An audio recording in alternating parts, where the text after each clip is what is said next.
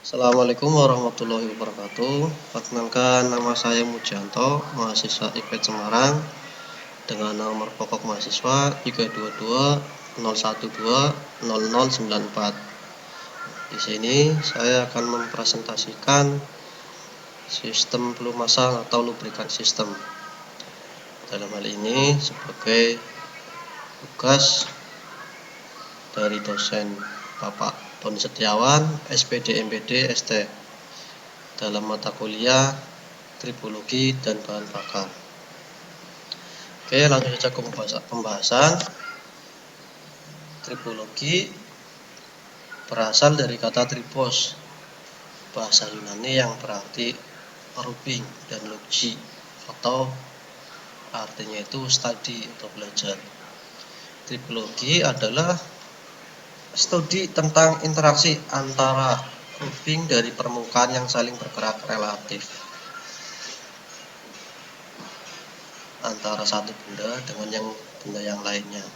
Nah, walaupun penggunaan pelumas sudah dimulai dari sejak zaman kuno, misalnya pada peralatan seperti roda pembuatan keramik, engsel pintu, roda kereta, serta seluncur untuk menyeret batu besar seperti patung yang ada di Mesir. Nah, pembahasan secara ilmiah terhadap teknologi pelumas dan pelumasan ini relatif yang sangat baru. Tribologi ini perumusan pertama dari hukum tribologi baru mengemukakan pada abad 15. Pada saat itu, insinyur artis Leonardo da Vinci menemukan bahwa gaya friksi sebanding dengan gaya normal. Tribologi ini diperkenalkan baru sekitar tahun 1966 sebagai ilmu sains tentang friksi. Terus keausan, pelumasan, dan sudah digunakan secara global untuk mengembangkan aktivitas yang jangkauannya luas. Sedangkan friksi adalah gaya yang menahan gerakan, sliding atau rolling satu benda terhadap benda yang lainnya. Jadi antara satu benda dengan satu benda yang lainnya ada yang menahan dan ada yang sebagai gerak yang untuk menekan. Nah, friksi ini merupakan faktor yang penting dalam mekanisme operasi sebagai besar peralatan atau mesin.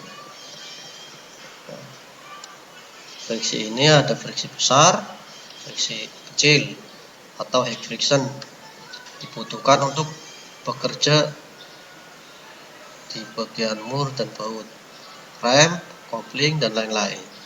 Gaya friksi ini dibutuhkan pada saat kita jalan agar tidak terpleset. Namun, friksi juga merupakan tahanan terhadap gerakan yang bersifat merugikan. 20% tenaga mesin mobil dipergunakan untuk mengatasi gaya friksi ini pada elemen mesin yang bergerak. Jadi friksi besar sekarang low friction atau friksi kecil. Nah, friksi kecil ini dikehendaki untuk benda yang bergerak seperti mesin tenaga, elemen arloji atau jam, dan lain-lain masih banyak. Di samping itu juga dibutuhkan friksi konstan, yaitu untuk sistem rem, terus kopling agar gerakan tidak tersendat-sendat. Rem menggunakan pelumas, kopling juga sudah menggunakan pelumas, dari yang kabel ke pelumas. Nah, di sini ada dua jenis friksi, yaitu friksi sliding dan friksi rolling. Nah, friksi sliding ini terjadi pada suatu benda yang ditarik dan bergerak terhadap benda yang lain. Di situ nanti ada rumus dari F, N, Fs, gaya, terus kecepatan. Terus friksi rolling. Friksi rolling ini terjadi jika suatu roda atau silinder menggelinding bebas di antara permukaan seperti pada bal atau roller bearing. Nah, di sini ada gambarnya. Nah, ini roller bearingnya yang menahan, nah, intinya ini yang muter. Keausan atau wear di sini adalah kehilangan materi dari permukaan benda dari yang padat sebagai akibat dari gerakan mekanik. Jadi ketika keausan itu terjadi, otomatis ada salah satu yang dirugikan atau dikorbankan. Nah, hilangnya materi dari permukaan benda padat. Contohnya kayak tadi di bearing. Terus yang selanjutnya keausan itu ada macam-macamnya. Dari adhesif, keausan abrasi, keausan korosif, dan keausan surface fatigue. Nah, yang pertama keausan adhesif. Nah, keausan adhesif ini jenis yang paling umum, timbul pada terdapat gaya adhesi kuat di antara dua materi padat. Nah, apabila dua materi padat ini ditekan bersama, maka akan terjadi kontak pada bagian yang menonjol.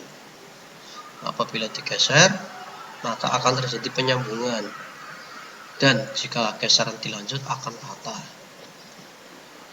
Dan patahan ini jika tidak terjadi pada saat penyambungan, maka yang timbul adalah keausan.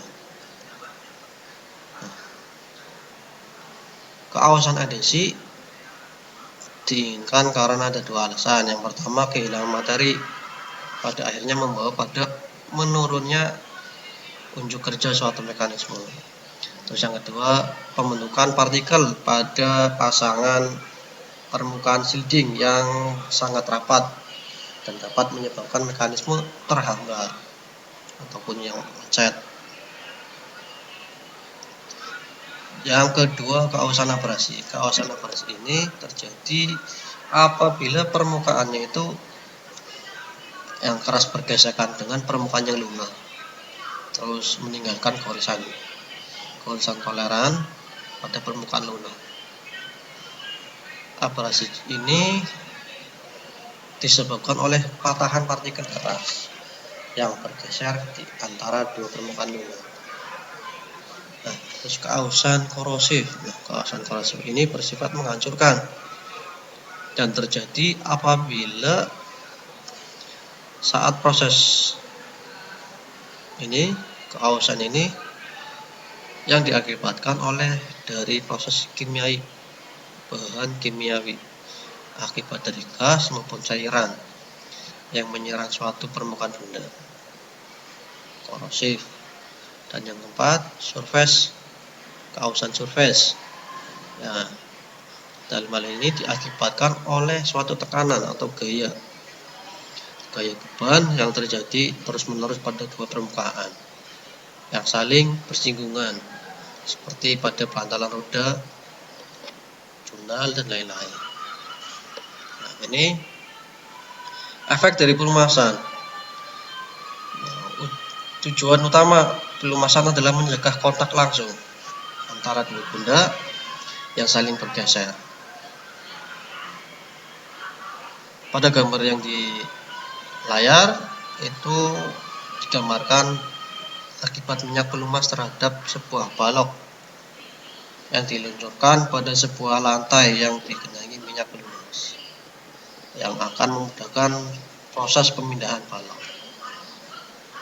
Terus efek pelumasan pada poros yang masih diam. Nah, ini daerah yang bertekanan poros diam. Terus yang